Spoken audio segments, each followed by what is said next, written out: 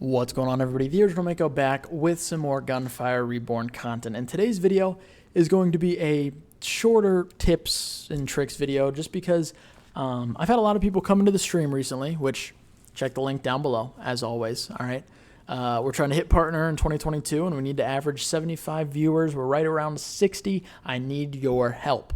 I'm probably streaming right now. Check it out. But a lot of people ask about, for new players, what's the best way to just beat a run? Or they're like, I'm stuck on Elite, I'm stuck on Nightmare, I'm stuck on Reincarnation. So I am going to give it a quick little rundown of the exact same thing that I tell all of the new people that come into the stream, because I firmly believe that this is the most rock solid way to get yourself through that rut, get yourself through any sort of rut in Gunfire to move to that next level, whether it's just beating the game, whether it's beating Elite, Nightmare, Reincarnation 1, 2, 3, 4, 5, 6, or 7, or even 8.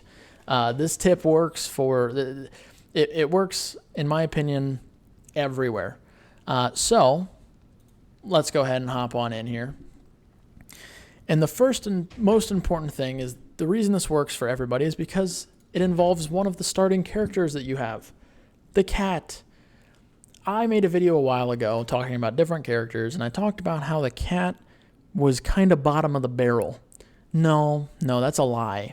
The cat is the most consistent character in the game. Why? Let me explain.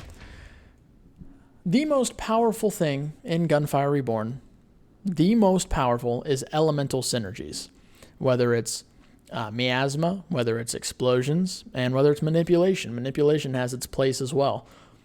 Or just those just fire, corrosion, and lightning. All of those just by themselves are pretty good as well. But combining them is how you slaughter runs. Elemental builds are the most consistent way to beat this game on every single level. Why does the cat come into play? Pretty obvious. The cat has ways to buff, extremely buff, your elemental builds. So let me explain some of the best things you want to look for when you're playing the cat, just trying to beat the game, getting through this next run, moving on, whatever it is. Here's what you want to look for. A really good fire or lightning weapon, okay? The cat already has corrosion built in with the grenades, so if you're going to be doing elemental combinations, you obviously need lightning or fire. The Crimson Fire Scale, the Demon Lore, Dual Fang is very good. Scorching Rounds is okay. If you can get an illusion to roll, lightning or fire, absolutely. The Laser Gloves, the Thunderclap Gloves, the Fire Dragon, the Lightning Blast is okay for applying miasma early game. I'm not a huge fan of this weapon, but it could definitely have its place. But if any of the other weapons roll lightning damage or fire damage, you know, they're always a weapon to consider. But, I mean, there are so many good weapons that are just elemental by default, and there are so many that can roll elemental, all of the other ones, and make them a huge part of the build. So looking for a good lightning or fire weapon is the first thing you want to do. Now, in terms of ascensions, okay, on the cat here, the best ascension, in my opinion, is Pyro Dominance Tier 3. It gives you 120% fire damage. I firmly believe that if we don't, if we just go by the weapons that are by default elemental, fire has the best set of weapons. For Demon Lore, Firefish, the Fire Dragon is nuts. Insane weapons. So you get plus 120% fire damage, huge, and you double the damage caused by burn and the combustion effect, which is the combination of corrosion and fire, which is explosions. So how explosions work, I have an entire video about how elemental damage works if you want to check that out. Explosions, basically whatever tick of damage procs the explosion, it doubles that damage. So if you have a Demon Lore, max stacks, and you're proccing explosions with that demon lore, when that bullet hits and procs explosion, it does double the amount of damage in a little AoE, which is nuts. So doubling that again is silly and leads to insane amount of damage output. The fire tower is extremely good for this because it's a hard-hitting weapon. And just pyro dominance at tier 3 is actually insane. All right. Acid dominance is probably the next best one to look for, because at tier 3, you already do have corrosion with your grenades, but this is going to increase the corrosion damage from the grenades. And your first crit against an enemy will create a toxic cloud, which is the equivalent of a smoke grenade. So you don't have to keep spamming Q all the time, because as long as you crit an enemy, you're going to be dealing the corrosive damage that you normally would be in your build anyways. Electro dominance in terms of the dominances is the worst out of the 3. But if you're planning on doing, a pupil run, which is a very good lightning weapon, and you're only going to be using lightning, it's still really good to pick up. The 50% lucky shot is a little low for like the tier 3, but it's still really nice. And the 120% lightning damage is obviously nuts. So pyro and acid are the two I would really look for in terms of those ascensions. And the next thing you want to prioritize is hex smoke.